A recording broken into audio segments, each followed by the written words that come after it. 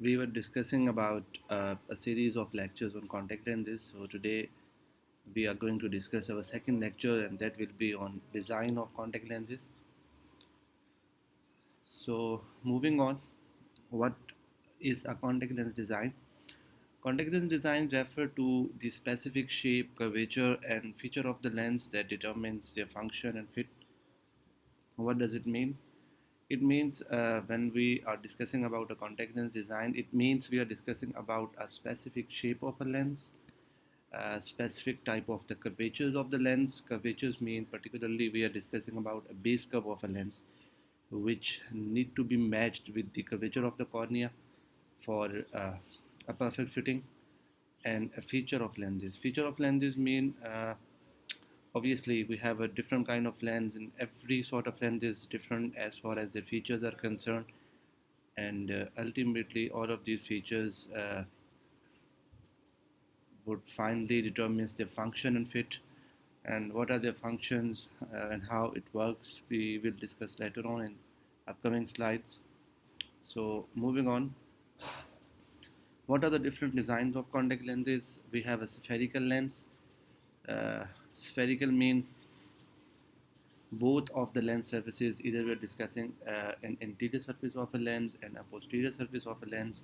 Both of these surfaces are spherical in nature, and obviously this lens need to be practiced in order to correct a refractive error that is spherical in nature. Even actually we are talking about myopia and hypermetropia uh, in this context.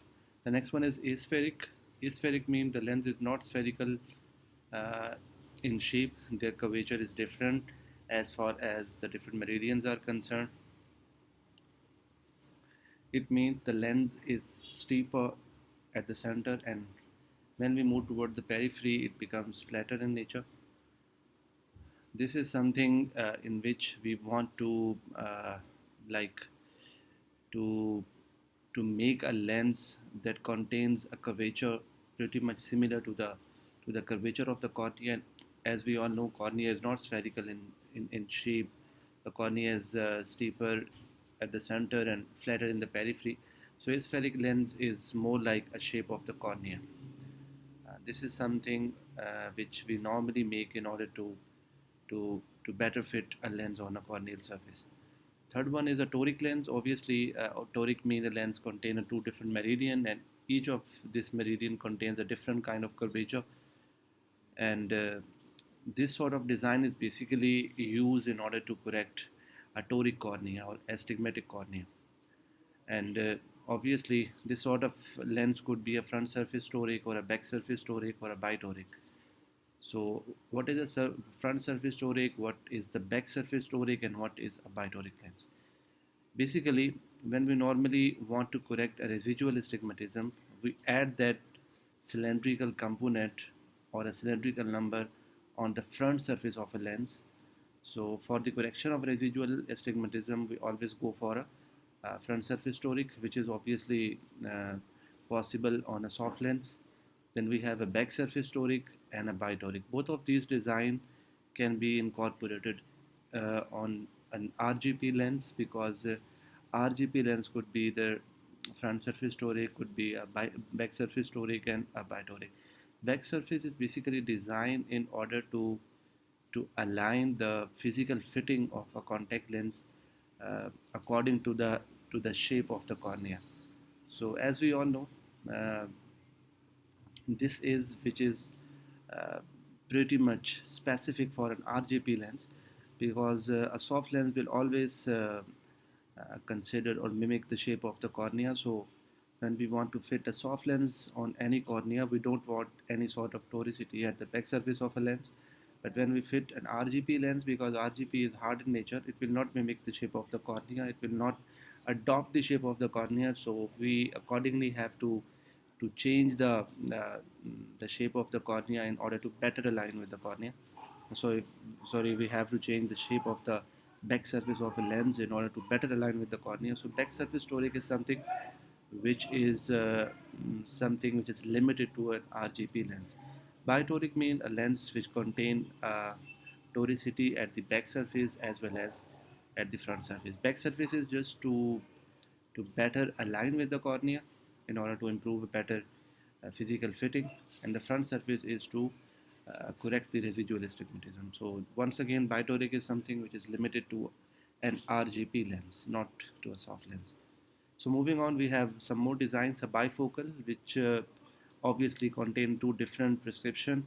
One is able to see clearly at a distance, as well as he will be able to see clearly at a near distance by using a bifocal lens, especially if a person is having myopia or hyperopia at a distance, and along with that he also contains a presbyopia. If his age is over 40, you can correct both of his distances by adding both prescription on a lens. So this will be called a bifocal lens. Progressive mean a multifocal. uh, we have a progressive contact lens in the form of a multifocal lens. So this is another design, and everyone knows what is a multifocal lens, which contains power which will be able to correct the refractive error, or in order to provide a better or a clear vision at all distances by using these lenses. So next is a multi-curve. Multi-curve is a term which is pretty much specific for the posterior design of an RGP lens or a soft lens. Multi-curve mean normally we have only one curve, that is the base curve, which is a curvature present in the center of a lens, but in certain design we have more than one or two curves. These are called the multi-curve. Central curve is to align the lens uh, back surface better with the central region of the cornea, and the peripheral curve, which is called either a secondary curve or intermediate curve or a peripheral curve. These curves are basically designed on the back surface of the lens in order to better uh, in order to achieve a better peripheral fitting with the cornea. So multi-curve is something, if a person is wearing any sort of lens and the lens fitting is pretty good in the center but not aligned perfect with the peripheral cornea. So in order to achieve a better peripheral fitting, we normally add some more curves, and these curves will be called a multi-curve. This is something which is pretty much common for the RGB lens, but you can also see in a soft lens as well. The next one is a reverse curve. Reverse curve is something which is uh, not a conventional lens. So in this lens, we have some different kind of lens in which the central region is flatter, but the paracentral region is steeper.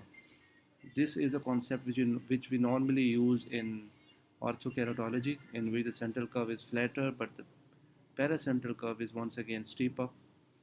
And this is also a sort of design which is available on different kind of specialized lens which we use in uh, which we call an oblate design lenses. Normally this is another sort of design which is only available in RGB lens, especially if someone want to fit a patient who has undergone a refractive surgery in any form, either LASIK or PRK. And as we all know that after a refractive surgery, the patient's cornea is flat as far as the central region is concerned, and the peripheral area of the cornea is still steeper. So in this condition, if you want a better fitting on this cornea, you need to go for an oblate lens that will be flatter in the center and steeper in the periphery, and these lenses will be called a reverse curve lens, and this is also possible on uh, orthokeratology as well. So moving on, we have some soft contact lens design factors. Some more design factors are the diameter of the lens. As we all know that the soft contact lens diameter is around 2 or 3 millimeter greater than the HVID. What is HVID? HVID is basically uh, like the size of an iris, which can easily be measured by using any millimeter ruler or something, because it's a color part of the eye that can easily be measured. So in HVID we have to add some 2 or 3 millimeters more in order to finalize the diameter of the lens. And what is the purpose of adding these 2 to 3 millimeters? Because we want to cover the cornea completely in all directions. So by adding these 2 3 millimeter, we will be able to cover the cornea completely in all region. So next is the thickness of a lens. This is another very important factor as far as the soft contact lens is concerned. Overall profile, center, mid, periphery and edges. Thickness is very important as far as the oxygen permeability is concerned, because as we all know, if lens is more thick, obviously this lens will not be able to like allow the oxygen molecules to like cross quite easily. So we want that kind of lens which will be able to pass the oxygen molecule in order to maintain the physiology or metabolism of the cornea. Along with that, we also want some standard form of thickness at the periphery and at the edges of the lens, and this is very important as far as the comfort of lens is concerned. Obviously, if edges are very thick, the patient will be irritated, especially when he blinks. So thickness is also very important as far as the comfort of the lens is concerned, or the physiology of the cornea is concerned.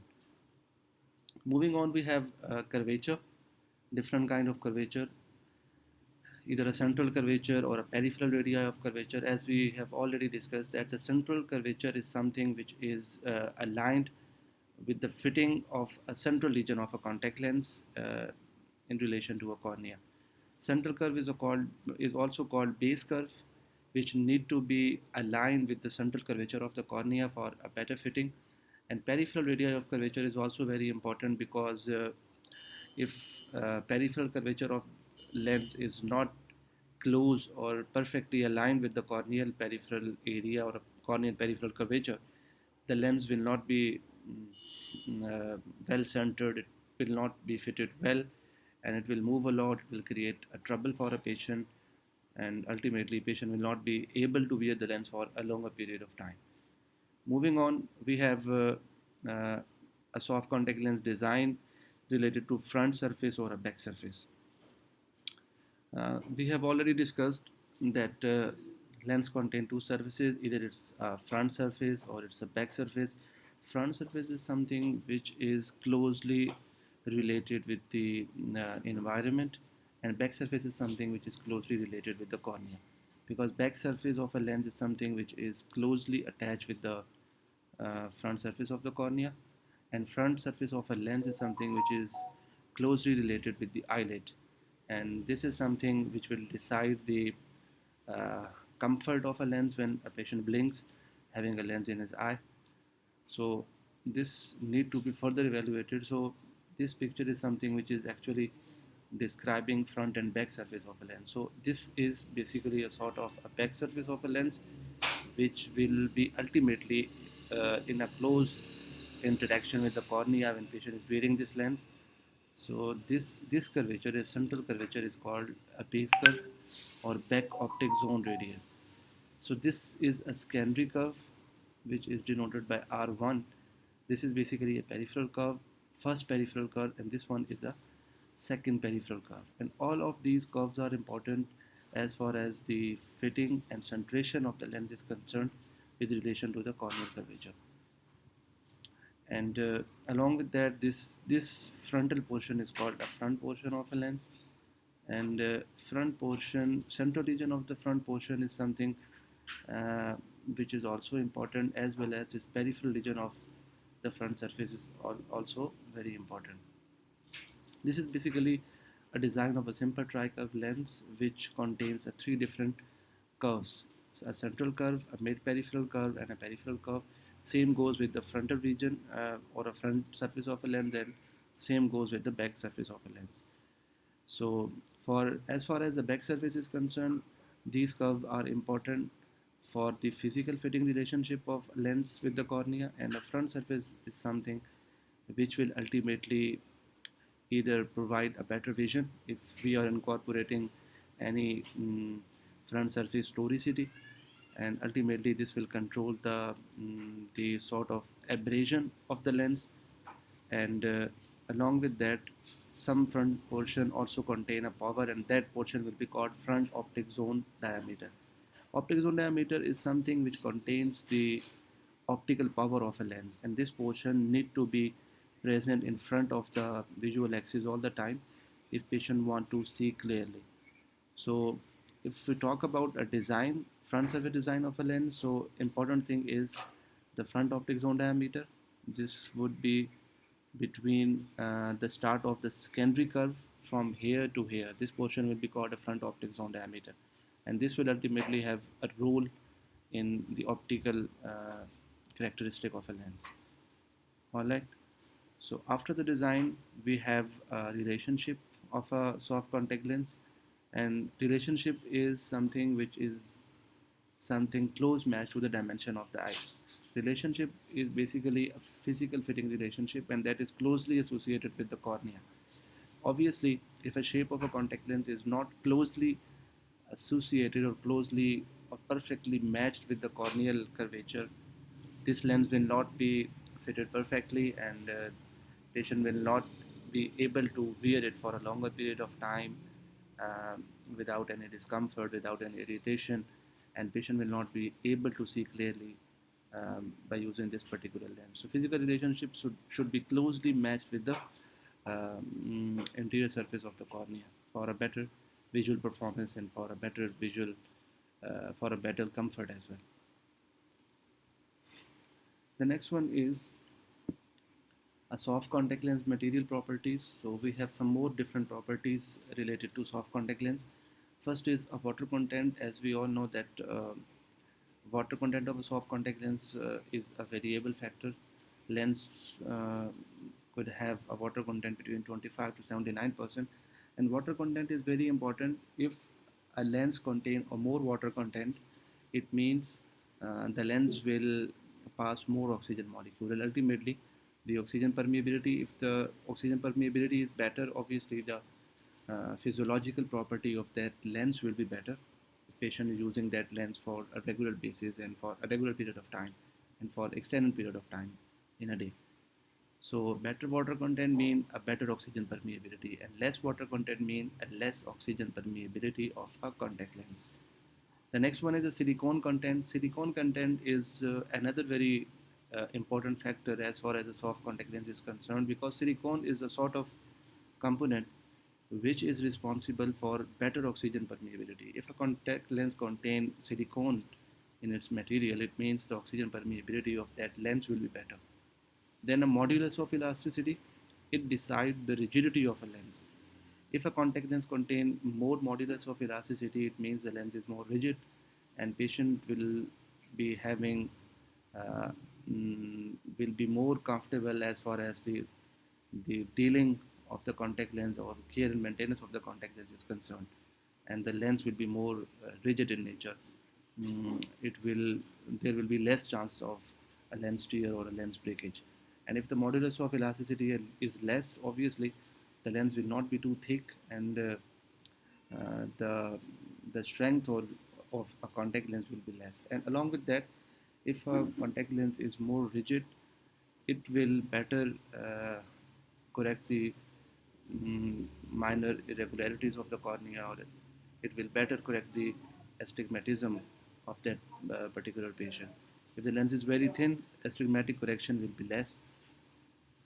So this is another very important factor as far as the correction of astigmatism is concerned. The next one is index of refraction. As far as the soft contact lens is concerned, index of refraction is less, and ultimately the optical property of a lens is not pretty great as far as the comparison of soft contact lens with RGP contact lens is concerned, because index of refraction is more in RGP contact lens, so optical property is better in RGP because of the greater index of refraction. The next one is surface and material ionicity. Ionicity of a contact lens mean uh, if a contact lens is ionic, it means the surface of a contact lens is negatively charged. It will attract more water molecule, and ultimately the oxygen permeability will be more in ionic material. Okay, obviously ionic is something which is only present in a soft lens, but if a soft lens is not non-ionic in nature, then oxygen permeability will be less, and ultimately that sort of lens will not be better suitable for the corneal physiology. Then a surface wettability and lubricity. Both of these are closely related because surface wettability means uh, the lens contain a property uh, in which lens is able to attract the water molecule better, and ultimately if lens wettability better is better, um, the optical quality of the lens will be better, the refraction will go better in this lens, and patient will be more comfortable. There will be a friction free environment in the eye. When we blink, the upper lid uh, will slide off from the interior surface of the lens quite easily, and patient will not be discomfortable at all, and the lens experience will be great in those lenses where there is a good wettability and the lubricity. I think this is clear to everyone.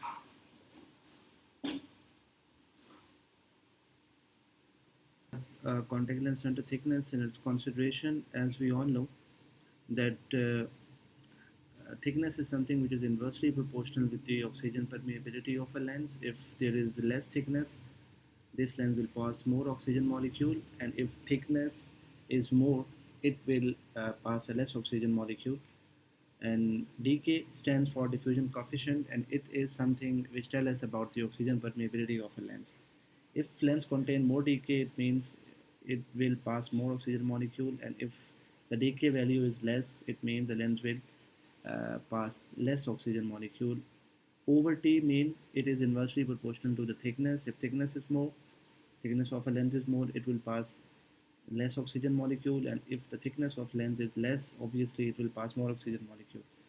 The next one is contact lens dehydration. This is very important concept that normally we say if a patient is using a soft lens, he is more able to experience a dry eye.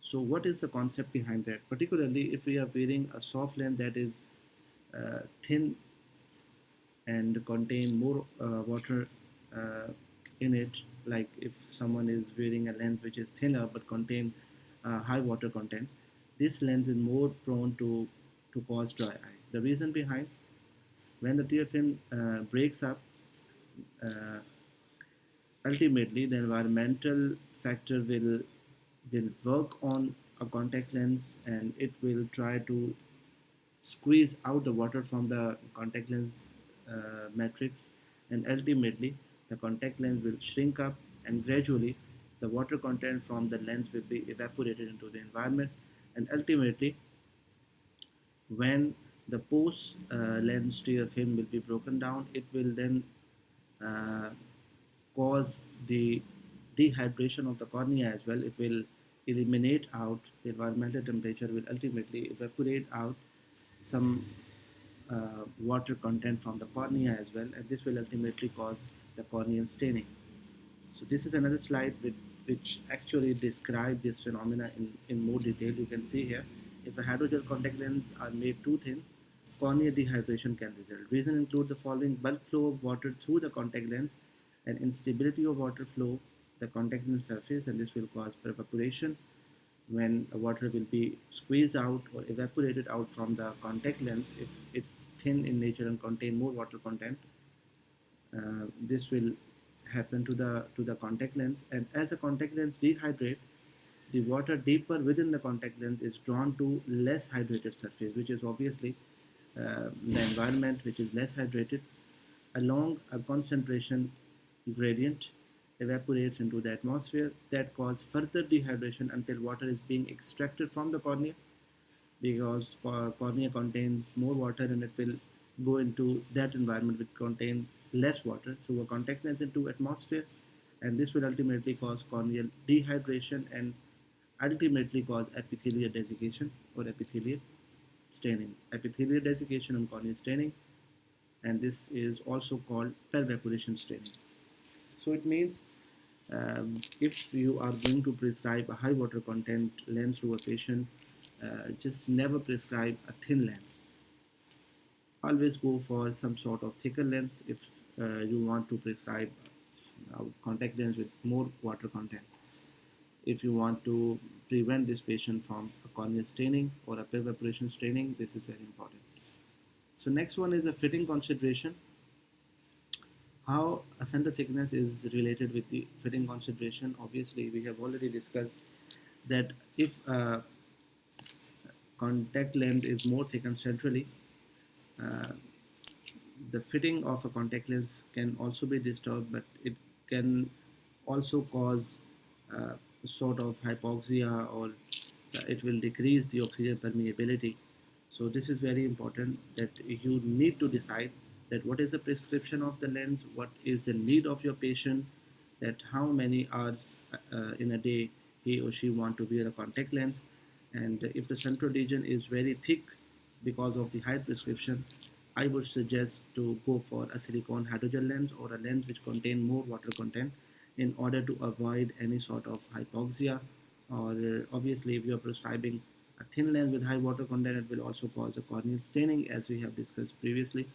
So this is another very important factor to be considered by prescribing a lens which is more thick centrally.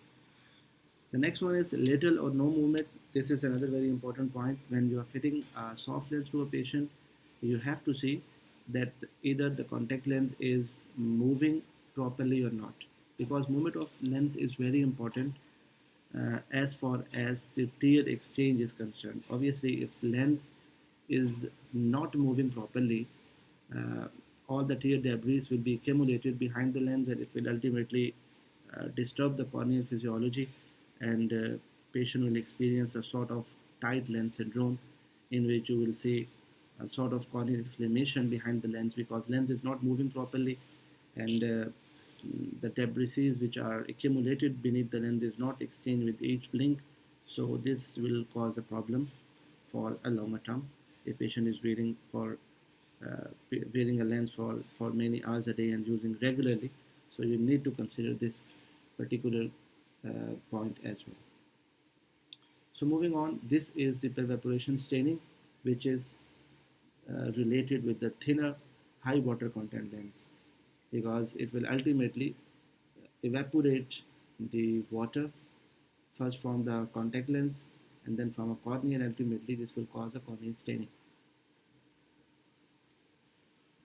So moving on, we have some back surface design of a contact lens. We have back surface is a surface which is closely linked with the cornea, because this surface is something which need to be interact with the corneal front surface.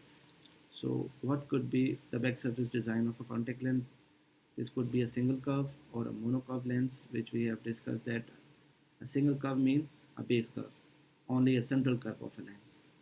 We could have a bicurve, in which we have not only a central curve of a base curve, we also have a second curve which is slightly flatter than the central curve of a contact lens. Central curve means back optic zone radius, or simply we call it a base curve.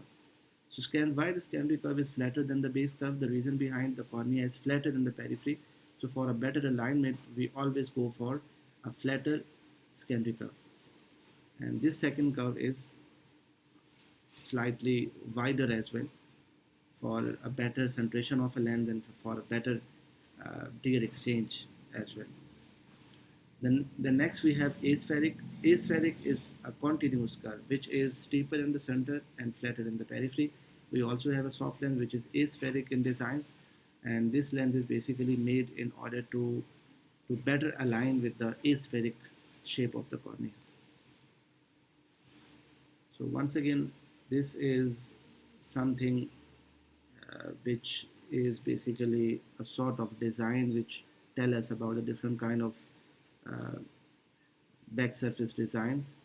So you can see this is a central curve which is called, even which we call back optic zone radius or a base curve. This is a secondary curve or a second peripheral curve, and this is a most peripheral curve of a lens. So we have different kind of curves, and these curves basically help us to better align the contact lens curvature with the corneal curvature.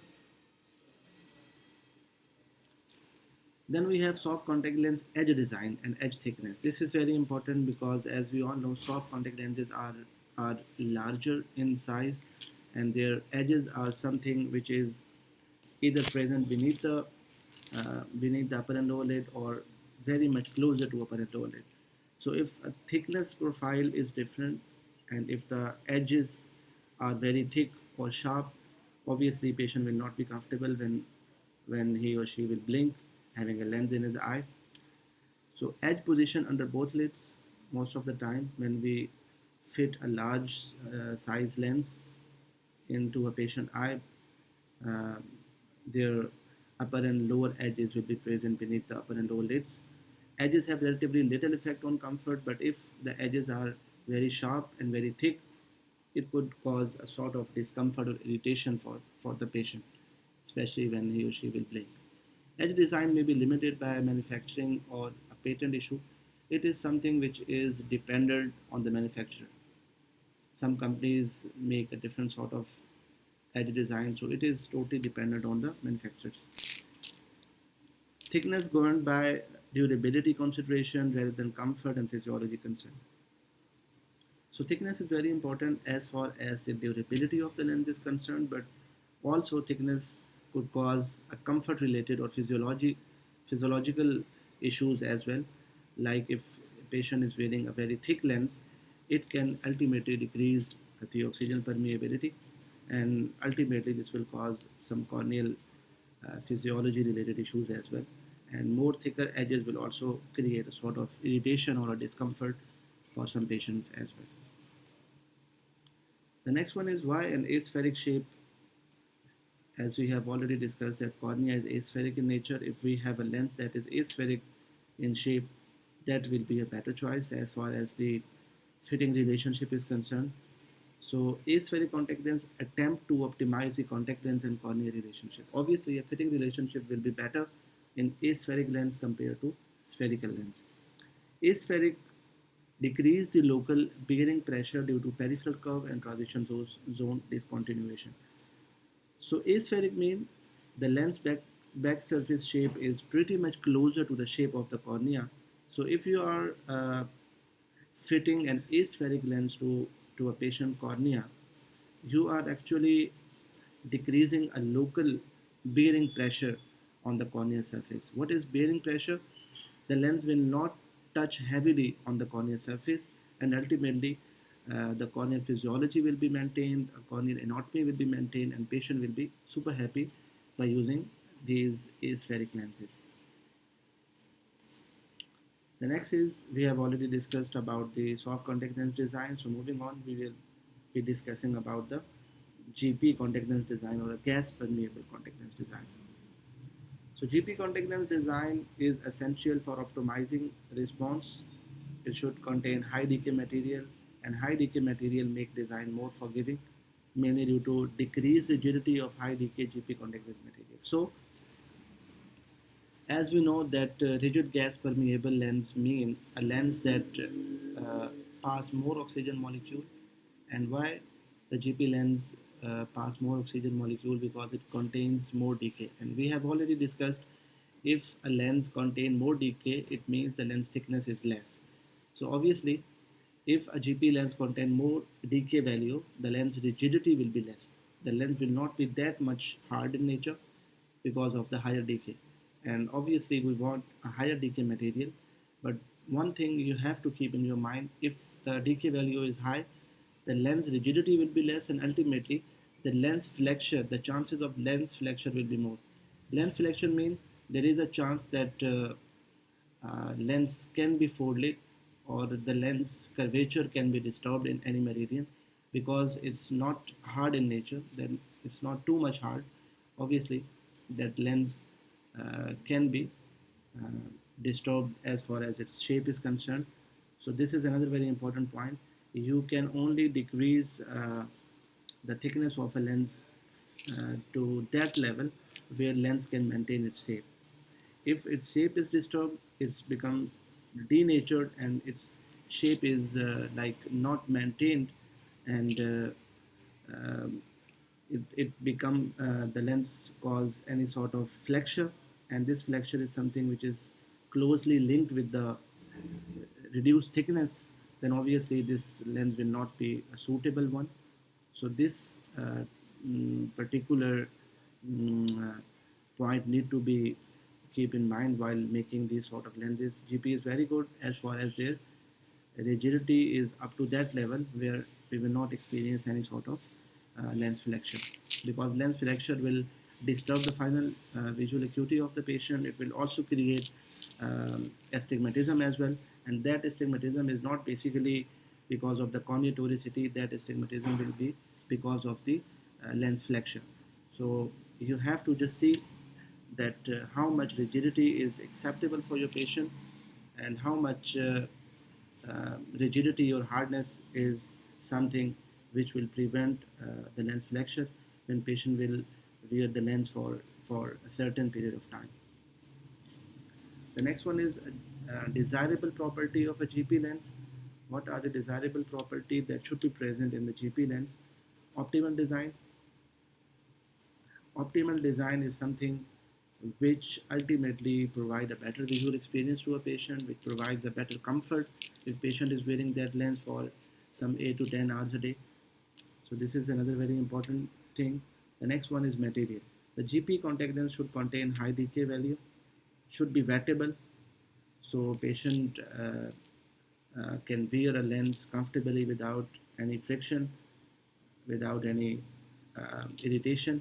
If lens, obviously, if lens surface is not a wettable surface, it will create friction, it will create irritation for the patient, and ultimately a dry surface lens will not be good as far as the optical quality is concerned. So wettability is very important. The lens should be deposit resistant. Obviously, if lens surface is more prone to deposit, it will ultimately disturb the optical quality. It will ultimately disturb the visual quality of the patient, and it will also disturb the comfort of the patient as well. Dimensional stability, it means if you are wearing any sort of GP lens, the material should be well stable. If the material is not stable, you will see a sort of change in the parameter of the lens after wearing for a certain period of time. So it should be well stable, parameter should be stable, it will not be changed with the passage of time when you wear it for a certain period of time. The next one is ease of manufacture. That parameter could easily be duplicated when you want to make a lens, when you want to remake a lens. Obviously, the lens life is limited to certain period of time. So if you want to remake a lens, that could be easily manufactured. So this is another desirable property that should be present when you are going to decide a GP lens for your patient. So moving on, what are the key GP contact lens design feature? Back surface design, back optic zone diameter, front surface design, which will include a front optic zone diameter and a peripheral, some peripheral curves as well, a contact lens thickness, contact lens edge configuration, and a contact lens total diameter. So these are the different kind of features which should be assessed before deciding GP contact lens design.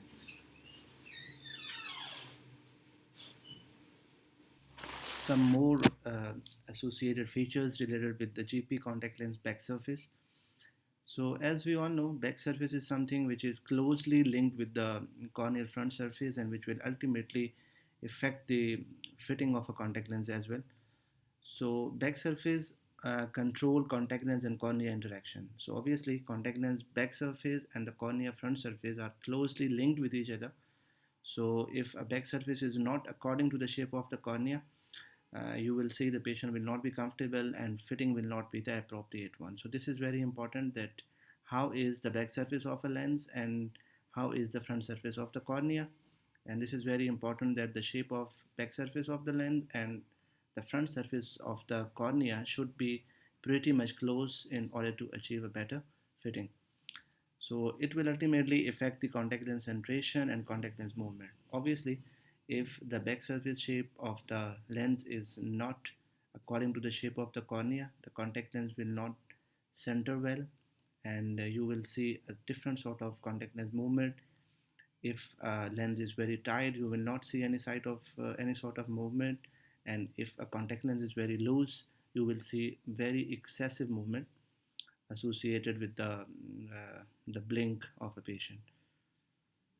So moving on, we have some more option as far as the back surface of a GP lens design is concerned. We have a spherical back surface, we have aspheric back surface, Once again, it is dependent on a type of or a shape of cornea on which you are going to fit this particular GP lens. Obviously, if you want to achieve a better fitting, aspheric lens will work better on that cornea if you are having or if you are going to fit a aspheric back surface design of a GP lens. The next is a single or a multiple curves. You can use a spherical lens which contains only a single back surface curve, which is called a back curve or a base curve or back optic zone radius. But if fitting is not according to the desired one in a single curve lens, you can go for a multiple curve lens as well, which will align better with the changing curvature of the cornea when we move from center toward the periphery. Moving on, everything will decide the fitting relationship. Like you are either you are fitting a spherical back surface design or aspheric back surface design, you are fitting a single curve lens or a multiple curve lens. Ultimately, you will see a different kind of fitting relationship that can be assessed by using a fluorescein dye. Fitting could be steeper, could be well aligned with the cornea, could be flatter than the cornea. So this is something which we will discuss in detail when we will be discussing about the GP fitting on any cornea. So if a lens is very tight, it means the fitting is steeper. It is if it is well aligned, the weight is completely divided on the cornea. This fitting will be called a well aligned fitting. And if the fitting is loose on the cornea according to the curvature of the cornea, then this lens fitting will be called a flatter fitting lens, and this will be more irritating one for the patient. So moving on, what are the clinical consideration as far as the back surface design is concerned? First of all, central fluorescein pattern.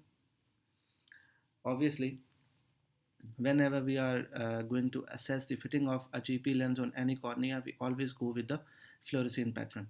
Fluorescein pattern is something which tells us about the fitting of a lens, either the fitting is perfect or loose or tight.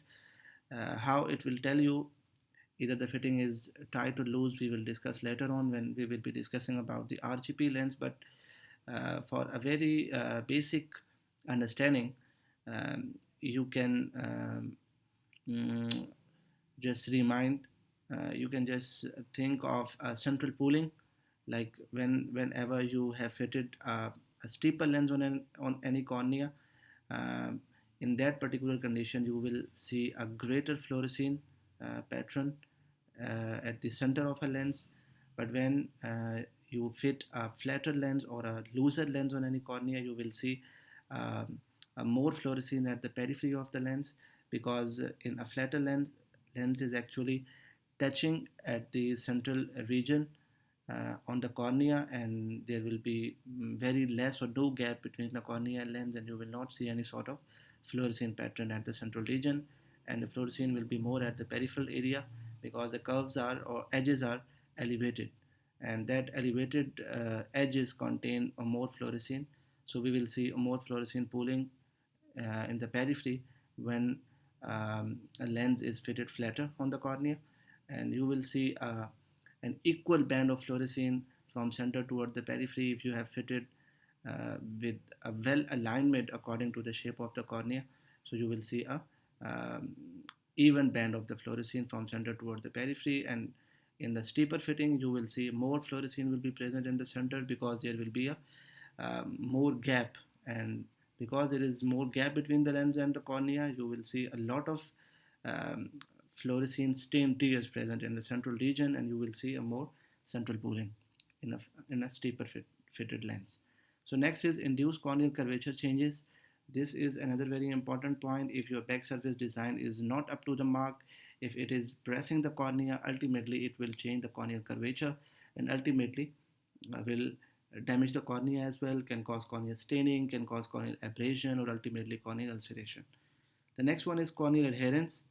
Corneal adherence is something in which if you have fitted uh, the lens on the cornea which is not the ideal fit, it can sometime it can cause the lens stuck on the cornea as well, and that lens stuck is called contact lens adherence, and that lens stuck can ultimately change the corneal curvature, can disturb the corneal epithelium, can cause a tight lens syndrome and a multiple problem related to contact lens mm, fitting can be seen in these sort of condition where the fitting of contact lens back surface is not according to the shape or according to the need of that particular cornea. So final thing is vision or a visual acuity provided. Obviously, vision is also dependent on a lens fitting. If your lens fitting is not the appropriate, not the ideal, obviously patient vision will not be improved. Like we have discussed, when we fit a flatter lens on a cornea where the lens central region is touching the cornea, it can ultimately cause corneal abrasion, corneal ulceration, and ultimately it will lead to the formation of corneal scar. And when there will be a corneal scar, obviously the final visual acuity will be very much decreased, and patient cannot see a clear image. So this is another something which is closely linked with the back surface design. So the back surface of a lens where you are going to fit on any cornea should be according to the shape of the cornea. If it is not closely matched with the corneal shape, your fitting will not be appropriate and it will create a lot of problem for that particular patient.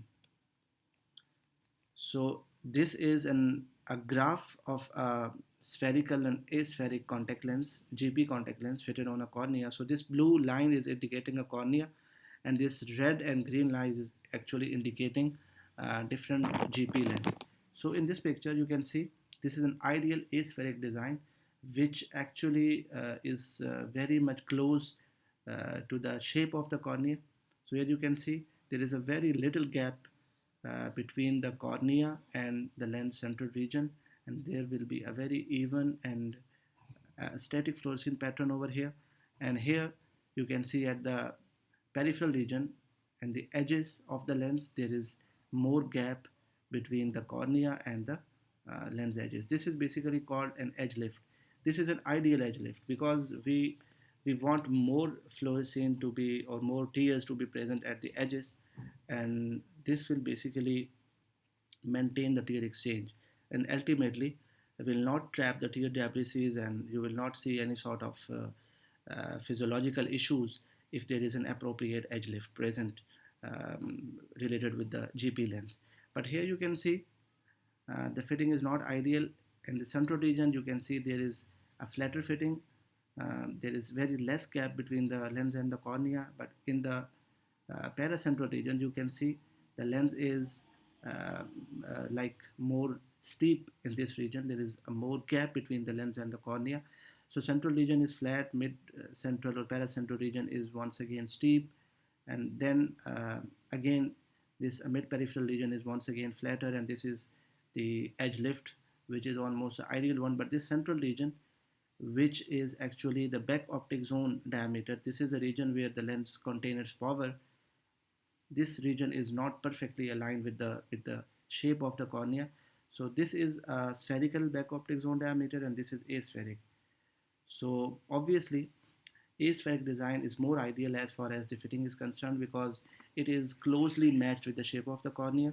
And spherical back optic zone diameter lens or a spherical lens is not the ideal lens in certain condition where it is not closely matched with the shape of the cornea. So in the longer run, this spherical lens can create a problem for this patient, and this will not be perfect as far as the vision and the comfort of the patient is concerned.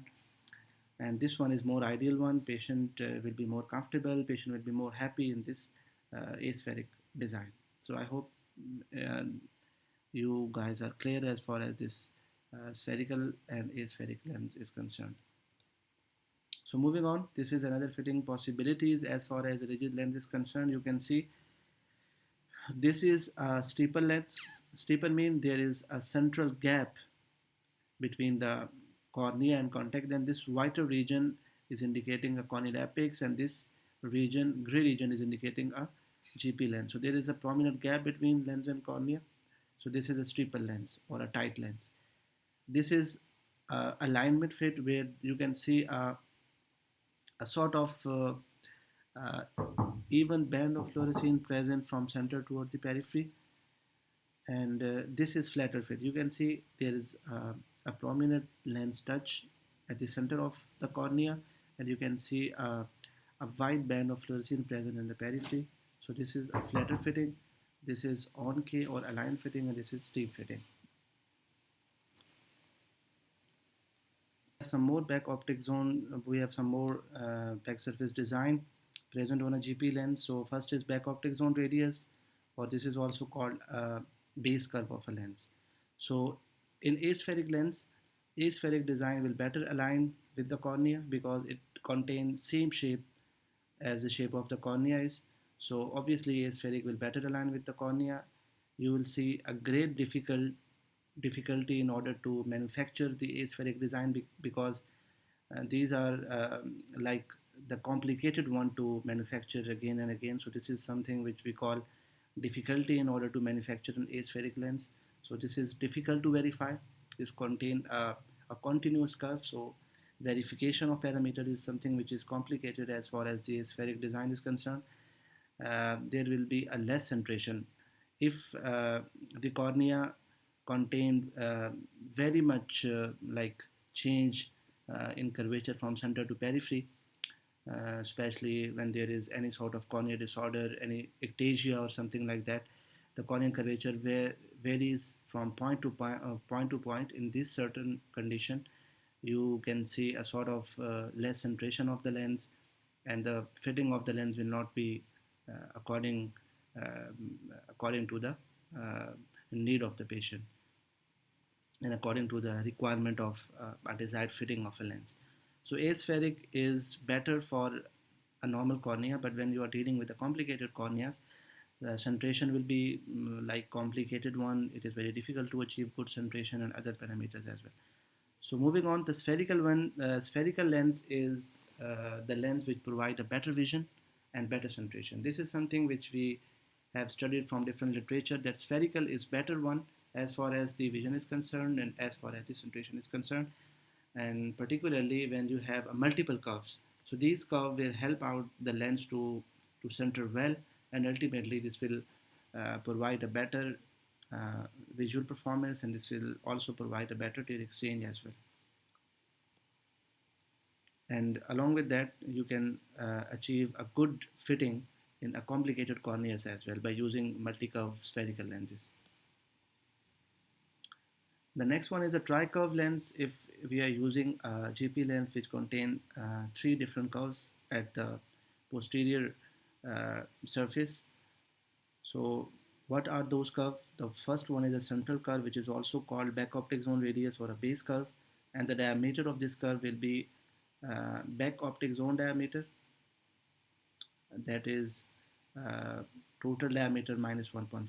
Like if the lens total diameter is 10 millimeter, the back optic zone diameter will be 8.6 millimeter. And back optic zone diameter is basically is that area of the lens which contain the lens power, and that should be aligned with the visual axis or with the pupillary area all the time if patient want to see clearly in different illumination. So the next one is secondary back optic zone radius or a secondary curve. Secondary curve will be back optic zone radius plus 1. So this will be your secondary curve plus 1. Why? Because we need a flatter secondary curve, because cornea is going flatter as we are moving from center toward the periphery. So we, in order to align better in the peripheral region, we need to add plus 1. And the back optic zone diameter of the secondary curve will be back optic zone diameter plus 0.8. So this secondary radius diameter will be added here in the form of back optic zone diameter plus 0.8. The next one is a peripheral curve, which will be present at the periphery of a lens, and the base curve or back optic zone radius of the peripheral region will be back optic zone radius plus 2.5. Here we are adding more power. We are going more flatter in this region because this area should be more flatter, because as we are moving toward the periphery of the cornea, so when we are going toward more and more periphery, so it means we are going more and more flatter. So in order to better align the more peripheral area of the cornea, we need to make our peripheral curve more flatter in order to better align with the peripheral region of the cornea. And this region will, if we want to measure the optic zone diameter of the peripheral region, we need to add these two diameters and add plus 0.6 as well, and then this calculation will tell us about the optic zone diameter at the peripheral region of a lens. So moving on, here I just want to tell you something, that why back optic zone diameter is important. Back optic zone diameter is something which is something present more at the central region in front of the pupillary area, because this region of the lens contains the lens power, and all the time this region should align with the central region or the visual axis, or should always align with the pupillary area, so patient can experience constant clear vision. So we are more concerned when we talk about the back optic zone diameter, we are more interested in this region, which is the central region. So this back optic zone diameter, which is present in the central region, this is more important, and this will be 1.4 or 1.5 millimeter lesser than the total diameter. So if the lens diameter is 10 millimeter, so all this 10 diameter is not contain any power which is required for a patient. Only 8.6 millimeter, which is about 1.5 millimeter lesser than the total diameter, is the area which contains the power, and this 8.6 millimeter area is important as far as the patient vision is concerned. So moving on, these are the different kind of lens edges configuration. So we have already discussed that lens edges are very important as far as the comfort of that particular lens is concerned. So we have uh, three different kind of shape as far as the lens edges are concerned, either a posterior, a center, or interior. If we want to discuss the comfort level, that which edge design will be more comfortable for a patient, then you can see here the central region will be more comfortable, this region, because this area is not closely in touch with upper or lower lid. That is why this region is more comfortable. This sort of edge configuration is more comfortable. And after that, the posterior design will be more comfortable after the central one. And the third one is interior. Interior is something which is mostly irritating for the patient, because when the lens edges are more toward the interior side, it will be closely attached or closely linked with the lids when patient try to blink, and ultimately this will be a source of discomfort for the patient. So we most of the time go for the this sort of edge configuration, in which there is a central configuration of the lens edge, and this one is more comfortable for the patient. So moving on, we have already discussed the thickness, that if a lens thickness is more, there will be less chance of lens flexure, and if there is no lens flexure, then the patient will experience a stable vision. There will not be any sort of vision related issue. But if the lens thickness is less, it can cause a lens flexure when patient will be wearing that lens, and lens flexure will ultimately disturb the visual acuity of the patient, and this will ultimately induce astigmatism as well. And ultimately, if thickness is more, this will correct a maximum amount of corneal astigmatism. And obviously, decay over T is also very important. If decay is more, the patient will not experience any sort of hypoxia related issue, because there will be more oxygen permeability. And once again, this is inversely proportional to the thickness of a lens. And what are the importance of contact lens, GP contact lens front surface design? First of all, it is closely related with the vision. As we have already discussed previously, that front surface is something which we use in order to correct a residual astigmatism. Whenever we want to add a toricity in order to correct any residual astigmatism, we always incorporate this toricity into the front surface of a lens. So front surface is something which is closely associated with a vision. Okay, so moving on, front surface is also important as far as the comfort, movement, and centration is concerned. Obviously, if like here we have discussed about the edge configuration, if it is more interiorly, and if this edge is something which is basically made on the interior surface of a lens, obviously this will ultimately cause comfort related issues for the patient.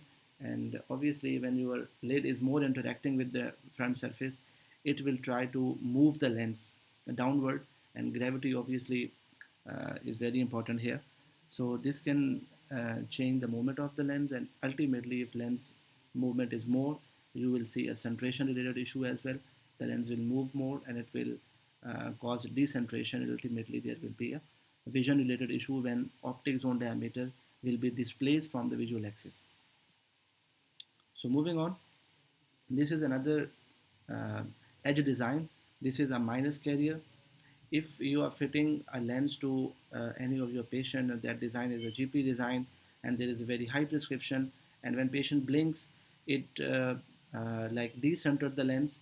In order to avoid any sort of decentration, we can add this minus carrier into the lens peripheral area or at the lens edge, and this will ultimately tuck into the upper lid, and this design will help the lens in order to avoid any decentration, particularly the inferior decentration, and lens will be maintained at the normal position, because this upper lid will ultimately elevate the lens upward when the patient try to blink. And this is a normal conventional wedge shape design, in which you can see upper lid can pull the lens down and can cause decentration or centration related issues. So whenever you see that there is a very specialized sort of prescription and the lens decenter very oftenly with each blink, you can add this minus carrier in order to maintain the centration of a GP lens. So this is another look of a minus carrier or a wedge shape edges of a GP lens. So this was all about a GP lens design. If you have any sort of confusion related to soft lens design or a GP lens design, you can comment down. I'll be happy to answer your queries. Thank you so much. That's pretty much it for today's lecture. Thank you.